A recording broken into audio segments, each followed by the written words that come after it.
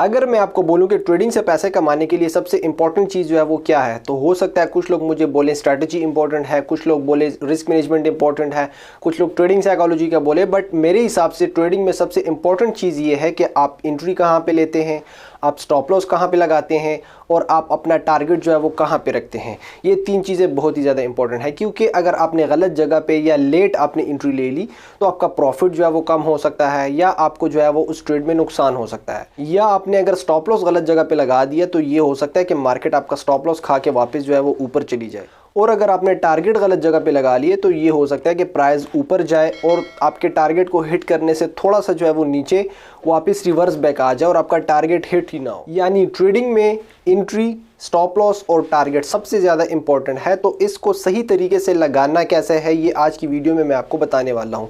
तो वीडियो को जो है वो एंड तक लाजमी देखिए। और उससे पहले अगर वीडियो देखने के बाद आपको वीडियो अच्छी लगती है तो वीडियो को लाइक लाजमी करें, अगर आप एक प्रोफेशनल वे में ट्रेडिंग को सीखना चाहते हैं। अच्छा जी, हम स्क्रीन पे आ चुके हैं। यहाँ पे आप लोग देख सकते हैं ये जो लोअर लाइन है इसको आप एज ए सपोर्ट कंसिडर करें और अपर लाइन को जो एज ए रेजिस्टेंस कंसिडर करें, ठीक है।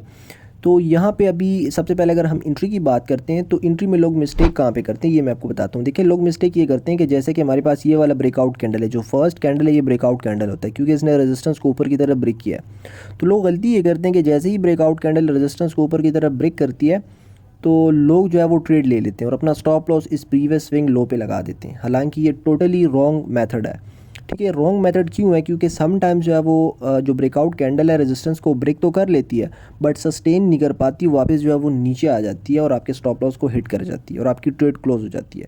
तो फिर हम कहते हैं कि मार्केट ने ये फेक ब्रेकआउट दे दिया, या हमारे पास ये फेक आउट था, या मैनिपुलेशन था, मतलब अलग अलग नाम हम देते हैं, ठीक है, इस चीज़ को। तो इस चीज़ से बचने के लिए आप लोगों ने प्रॉपर ट्रेड में इंटर कैसे होना ये मैं आपको अभी बताता हूँ। जैसे कि हमारे पास ये ब्रेकआउट कैंडल है ना, तो जैसे ही ब्रेकआउट कैंडल इस रेजिस्टेंस को ऊपर की तरफ ब्रेक करती है तो आप लोगों ने ट्रेड नहीं लेनी, आप लोगों ने वेट करना है जब तक ये कैंडल ब्रेकआउट कैंडल जो है इसकी क्लोजिंग नहीं होती, तब तक आपने ट्रेड नहीं लेनी। इन केस अगर ब्रेकआउट कैंडल की क्लोजिंग इस रेजिस्टेंस के अबव होती है, ठीक है, तो आपने नेक्स्ट कैंडल को फिर ऑब्जर्व करना है कि नेक्स्ट कैंडल इस ब्रेकआउट कैंडल के हाई को ब्रेक करती है या नहीं ब्रेक करती। अगर ब्रेक कर लेती है, जैसे कि यहाँ पे आप लोग देख सकते हैं ये जो सेकंड कैंडल है इसने ब्रेकआउट कैंडल के हाई को ब्रेक किया है, तो देन आप लोग ट्रेड में इंटर हो सकते हैं। यहाँ से मैं आपको दिखा दूँ, यहाँ से आप ट्रेड में इंटर हो सकते हैं, ठीक है। तो यहाँ पे आप लोग ट्रेड में इंटर होंगे तो जो मैनिपुलेशन था और जो रीटेस्ट लोग कहते हैं ना, तो ये तीनों चीज़ें जो है वो इसमें इंक्लूड हो जाती हैं और आपकी एक प्रॉपर ट्रेड में एंट्री हो जाती है। तो एंट्री लेते वक्त आपने इस चीज़ का जो है वो ख्याल रखना है।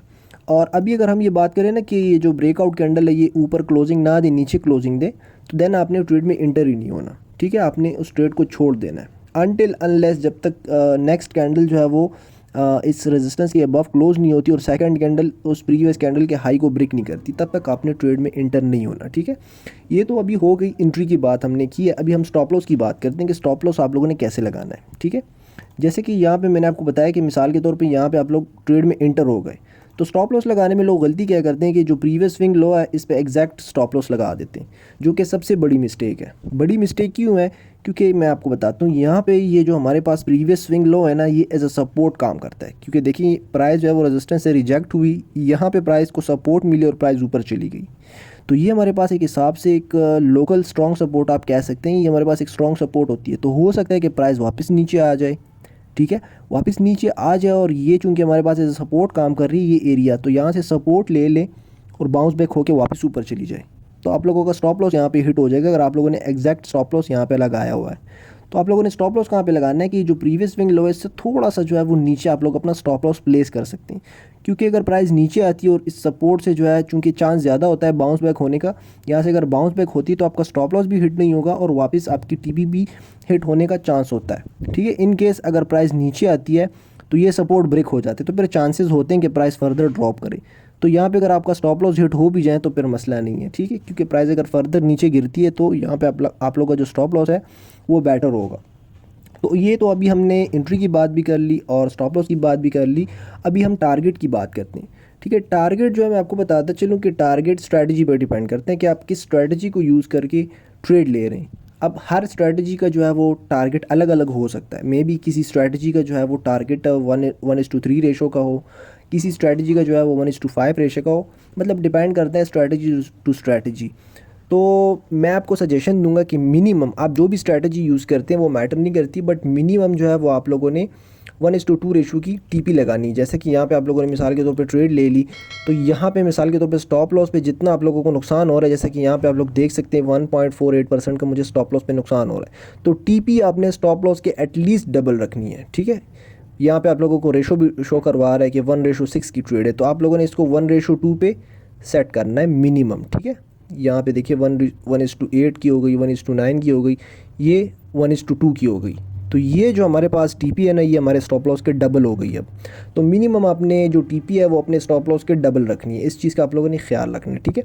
अभी अगर आप कोई अच्छी सी स्ट्रैटेजी यूज़ कर रहे हैं तो आप अपनी टीपी को बढ़ा भी सकते हैं स्ट्रैटेजी के अकॉर्डिंग, ये माइंड में रखें। अच्छा, तो ये हमने बात कर ली स्टॉप लॉस की, और एंट्री की भी बात कर ली, और टारगेट की भी बात कर ली, ठीक है। ये हमने लॉन्ग केस में बात की कि जब प्राइस ऊपर जाए, तो सिमिलरली अगर प्राइस नीचे आए ना, तो ये सारा जो प्रोसेस है ये रिवर्स बैक हो जाएगा, आपने इसको रिवर्स बैक फॉलो करना है। ये देखें, जैसे ही मतलब ब्रेकआउट कैंडल सपोर्ट को नीचे की तरफ ब्रेक करती है, आपने कैंडल क्लोजिंग का वेट करना है। नेक्स्ट कैंडल जब तक इस ब्रेकआउट कैंडल के लो को ब्रेक नहीं करती, आप लोगों ने ट्रेड नहीं लेनी। जब ब्रेक कर ले तो आप लोगों ने ट्रेड में एंटर होना है, और अपना स्टॉप लॉस जो है वो इस प्रीवियस स्विंग हाई से थोड़ा सा जो है वो ऊपर प्लेस करना है, और टारगेट को जो है वो 1:2 मिनिमम रखना है, ठीक है। इस चीज़ का आप लोगों ने लाजमी ख्याल रखना है कि टारगेट आपका 1:2 रेशो लाजमी होना चाहिए, ठीक है। तो ये हो गई आपकी प्रॉपर जो है वो ट्रेड में इंटर आप लोगों ने कैसा होना है, मैंने आपको प्रॉपरली वो बता दिया। तो आई होप आपको जो है ये वीडियो अच्छी लगी होगी, और आपको अभी कॉन्सेप्ट क्लियरली समझ आ चुका होगा। अगर वीडियो अच्छी लगती है तो वीडियो को लाइक जो है वो लाजमी किया करें, और अगर किसी चीज़ की कन्फ्यूजन हो तो आप लोग कमेंट भी कर सकते हैं। तो आज के लिए बस इतना ही, इंशाल्लाह मिलते हैं फिर किसी नेक्स्ट वीडियो में, तब तक के लिए अपना बहुत सारा ख्याल रखिएगा। अल्लाह हाफिज़।